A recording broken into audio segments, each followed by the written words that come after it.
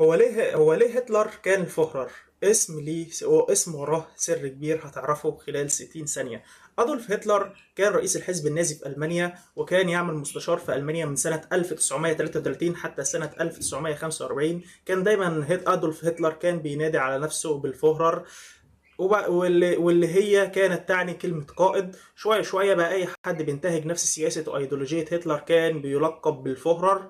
لما هتلر أصبح قائد لألمانيا وأصبح هو الفهرر بالفعل، المعنى ده خد ابعاد جديده، زي ايه؟ ان اي مواطن في المانيا لازم يقتنع ويتقبل هتلر كقائد، ان كل اوامر قائد واجبه النفاذ، ان هتلر كان هو ليه حل لجميع مشاكل المانيا. وبكده تبقى عرفت كلمه فهرر جت منين وليه هتلر كان بينادي على نفسه بالفهرر. ما تنساش شير، لايك، كومنت، سبسكرايب، وتفعل زر الجرس وتشترك في القناه. وسلام.